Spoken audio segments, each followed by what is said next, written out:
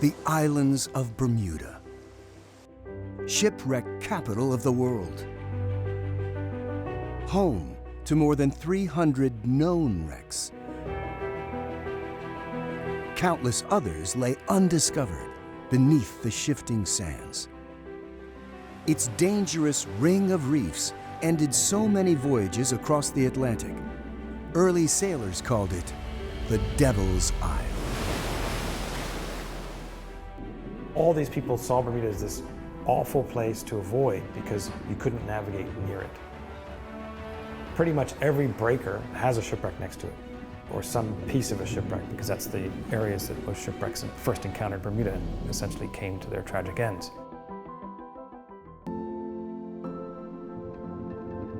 Once laid to rest on the seafloor, these wrecks were reborn as new habitats for life on the reef. Now, coral and fish communities thrive here, including the iconic parrotfish. This nationally protected species grazes algae off the reef, fostering new coral growth and contributing to the distinctive composition of Bermuda's sand.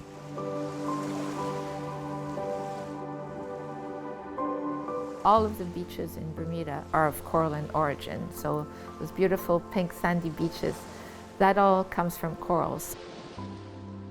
All our sand is a byproduct of life. This whole island, this whole space, the part that we live on, is life itself.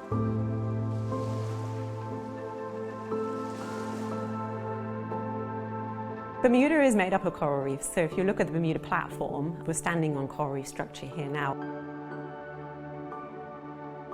Covering 280 square miles, Bermuda's extensive reef platform is essential for its tourism and fishing industries. More crucially, these reefs that once terrified mariners of old are now paramount to Bermuda's safety. They are all that protects the islands from the open ocean. The role of coral reefs as a coastal barrier is huge. In Bermuda, it's been estimated that the corals on the South Shore, for example, dissipate up to 85% of the waves that are generated from storms or hurricanes. 85%, that's a lot. If that reef system goes away, if those breakers go away, we're going to have high seas, highly dynamic ocean ecosystem bashing onto what is essentially a sand limestone island. That is literally what keeps us from disappearing.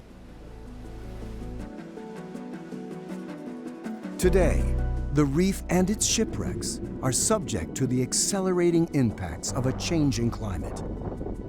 But Bermuda is in a unique position to meet those challenges. Bermuda is really remarkable in that it's kind of a hope spot. Our corals are slightly more resilient, in part because they've done a really good job of managing them. They protect the parrotfish. And so there's a lot of thought put into how to take care of reefs and restoration efforts. Gathered together in this tiny tropical haven, local Bermudians and international scientists strive to better understand and protect the islands and reefs they call home. How is climate change amplifying the impact of the open ocean on this small island nation? And what can we learn about resilience from the life that thrives at ocean's edge?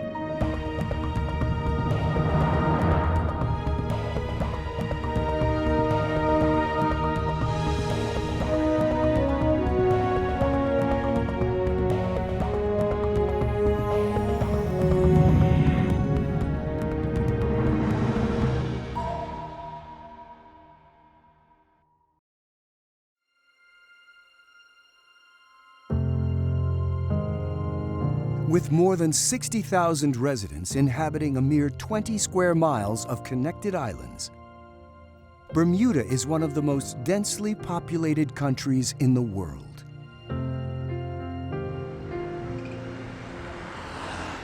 In the bustling capital of Hamilton, it's easy to forget that this British territory sits atop an extinct mid-ocean volcanic seamount. We actually live on the tip of one of the tallest mountains on the planet, on this little tiny pinpoint in the middle of the Atlantic.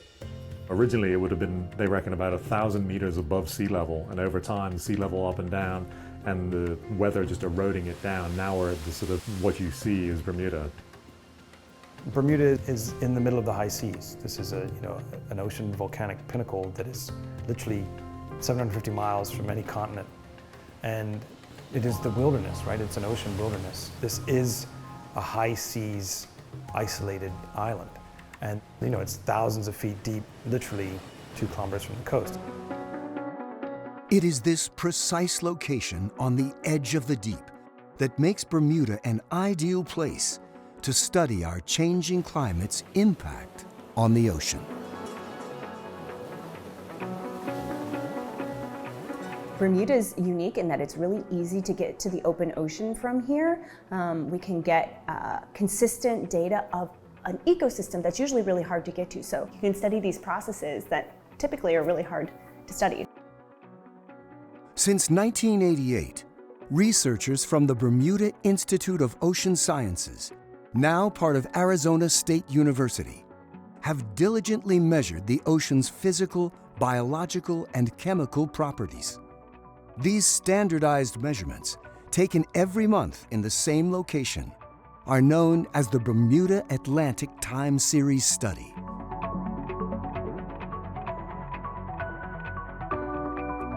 We've got, back to the 80s, the ability to look at these trends, and that's the one where we've really started to get, the heartbeat of the ocean, what's going on, and how is that shifting with climate change. This unique, long-ranging data set plays a critical role in climate change reports issued by the United Nations. So when they're looking at trying to make predictions about, okay, what should we expect in 10 years if we make good choices? What should we expect in 10 years if we don't make good choices? Is they're looking at the trends that we have right now, and then they use that to project forward. While this data helps provide an objective understanding of changing seas globally, the lived experience of observant Bermudians is equally as important when assessing local impacts and response.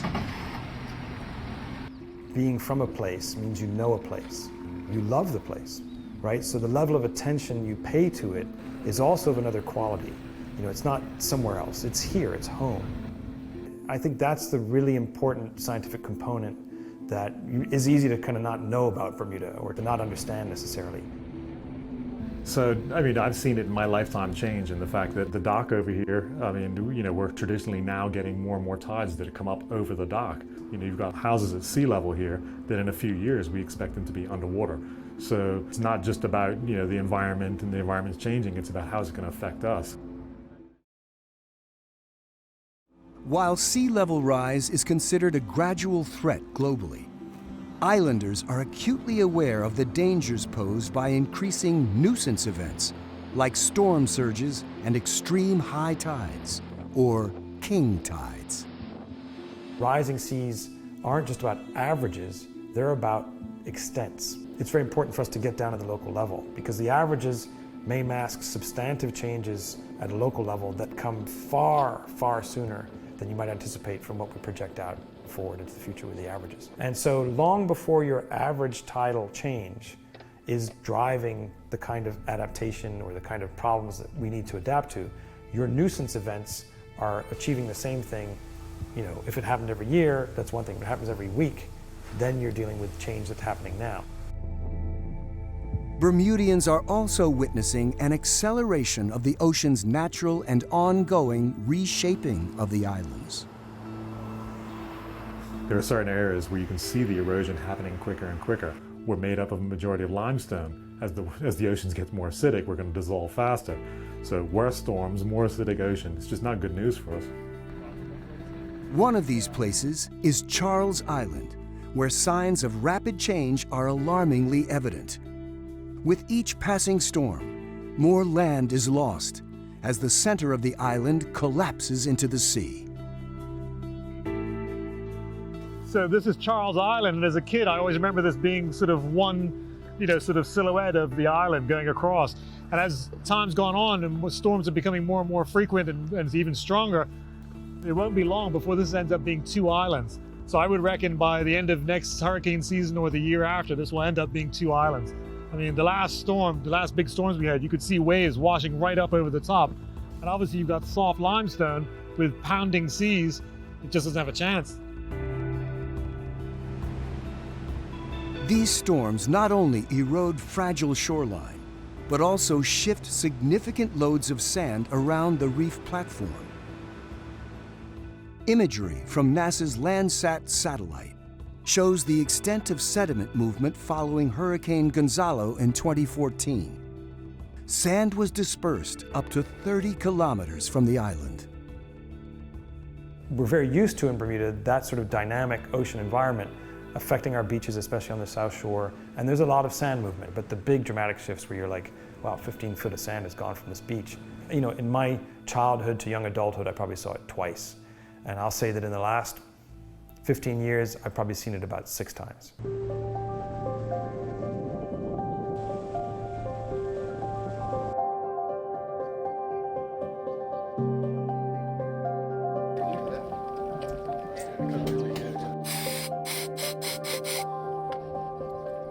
As Bermuda's custodian of historic shipwrecks, Dr. Philippe Rouja collaborates with local divers to monitor the integrity of the island's underwater cultural heritage.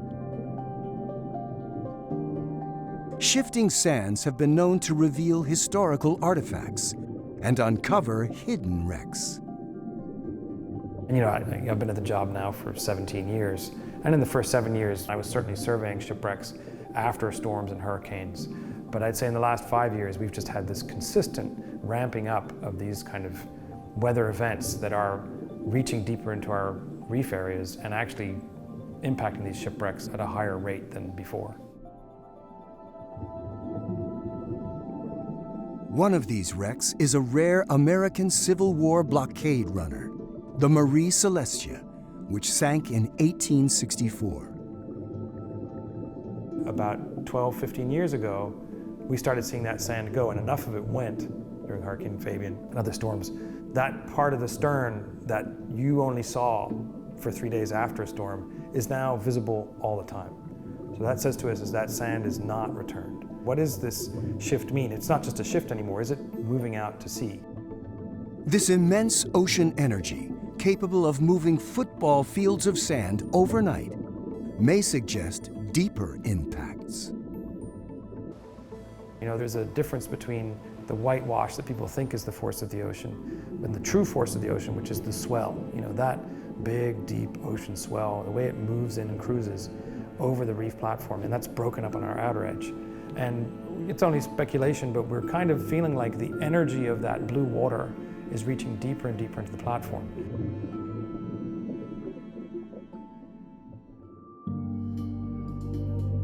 The direct impact of these swells can be seen today on the wreck of the Montana, Bermuda's only other Civil War blockade runner.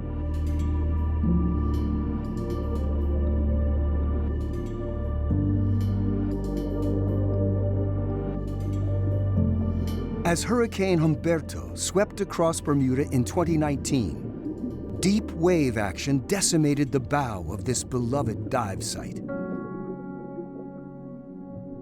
This is a very iconic shipwreck that we're all quite attached to, and we have very fond memories of diving. There was a very attractive and very kind of iconic bow section to the Montana that we used to be able to go into and swim around and come back out. And now there's a whole aspect of the ship which is gone. It literally got blasted to smithereens. It was as if it was made of china, and the thing just got pounded. And all the corals that were attached, there was a beautiful field of coral growing across the side of the bow. And it was just literally broken into little pieces. And we just had this coral that just sort of went through a blender. Examining the exposed forepeak of the shattered bow also revealed archaeological artifacts that would require protection. However, concern for the scattered corals was also a priority. The first thing was, oh my God, the shipwreck is damaged. And the next thought was, well, let's rescue the corals. It was sort of one and the same. It wasn't like I had to think about it. And me and many other divers, I think this is the way the diving community in Bermuda reacts to this. So it's not about caring for just this one part. It's all interwoven. They are inseparable. Fortunately, Philippe had worked just a few years prior with the Cultural Heritage Engineering Initiative at the University of California, San Diego, to document the bow in extremely high resolution. This thing is lost in its sort of physical aspect, but we have literally preserved it to the highest degree that we possibly could in this digital sort of matrix, so to speak. But in this case, what's great about it is it allows us to also document the process of the corals being moved. We now have a baseline from which you can measure any new coral growth that happens on that shipwreck. And so the shipwreck becomes a focus for science that we couldn't do before. All that can be compared and contrasted and scientifically analyzed and assessed going forward.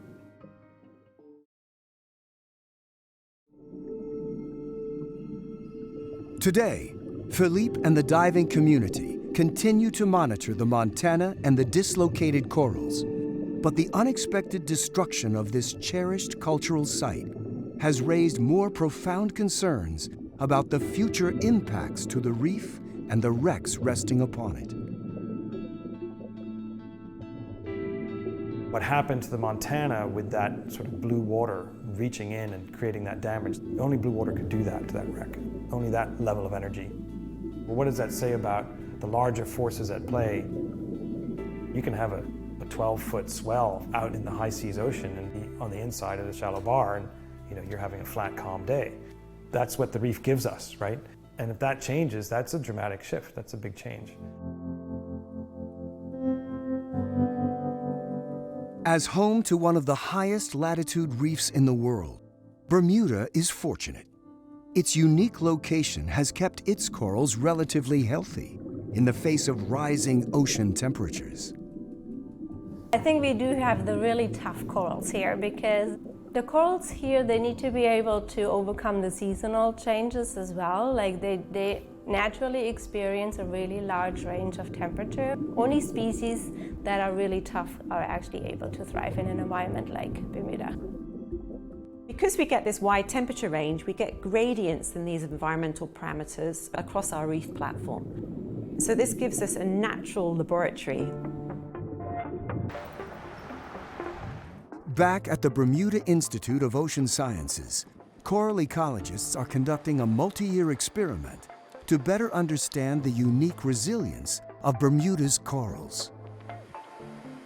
Resilience basically means whether or not you can absorb a certain stress or disturbance. It's how resistant are you against a stressor.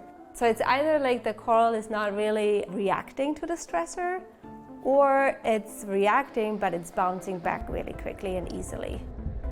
The idea there is what doesn't kill you makes you stronger. So if a coral goes through a thermal stress event, is it more likely to be more tolerant to that stress event in the future? We want to know which of these corals are going to be the winners. And once we finish these thermal stress experiments, we're going to be putting the remaining coral pieces back on the reef, and we're going to assess them over a year. We're going to bring them back in again next summer, and we're going to run another thermal stress experiment. So the idea is to see that the stress of our simulated bleaching event last summer, has that allowed a legacy or a memory of that thermal stress, in order that if we do it again to them the following summer, that they are more resilient to that. Researchers also want to know if this learned heat stress resilience can be passed down through generations of corals. So one aspect of the research is we are looking at epigenetics. So we want to see if coral stress tolerance is passed on to the juveniles. If we stress an adult coral, does that make its larvae and the subsequent juveniles more tolerant to future stress events as well? And how long is that memory of that stress? Does it last for a few months? Does it last for a year? Does it last for longer?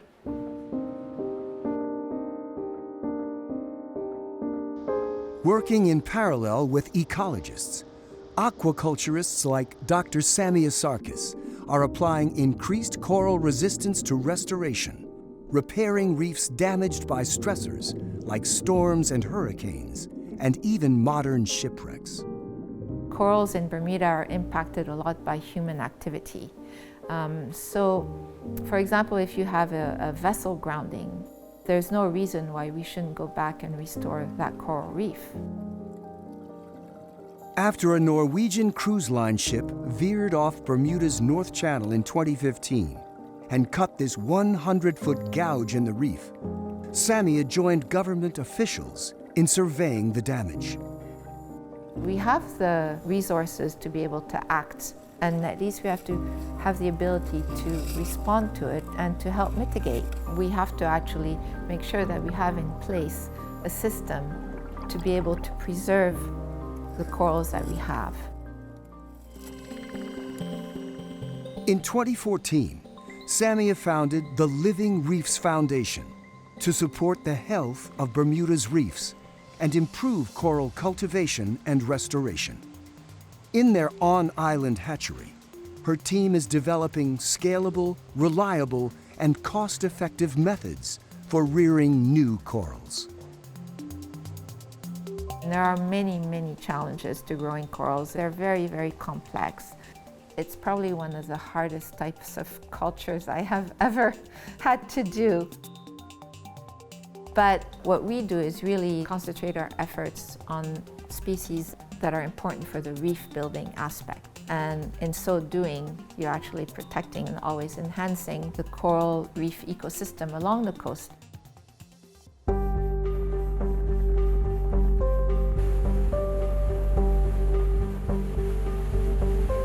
When corals from the hatchery are ready to be transplanted out, they're brought to the Foundation's coral gardens.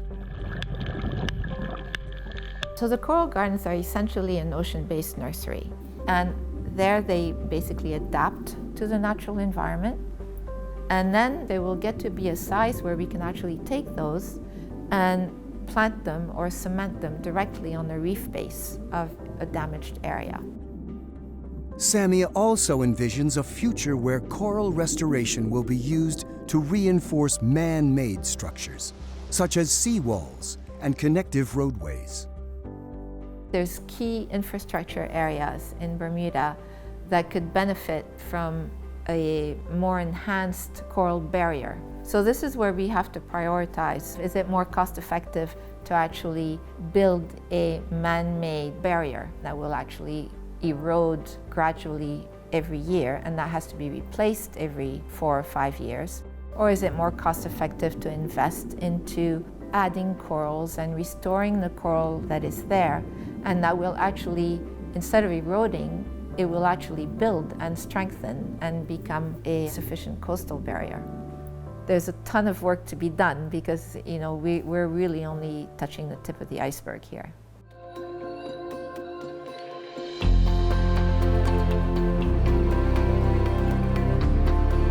Working at the edge of science and living at the edge of the ocean, researchers in Bermuda recognize the island's symbiotic relationship with its coral reefs and know all too well the need to adapt to the changing seas that surround them. Though sailors of old once avoided these treacherous waters, scientists today explore them for local lessons that could impact resilience globally.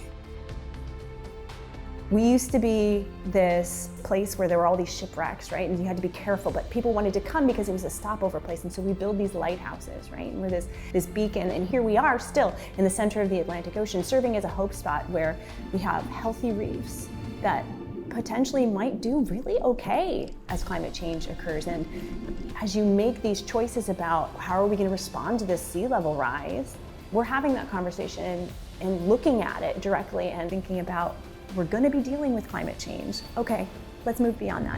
What can we do? How can we do this constructively? The motivation to fix things it's never been stronger and more current. And when you're from here or when you work here, it's small. And For us, these are very local, very intimate problems, very intimate questions, but they're also things that it's all within the context of this is a place we love and enjoy and want to nurture. Bermuda can be referred to and have influence way beyond what you might imagine because that local knowledge, that local thing matters.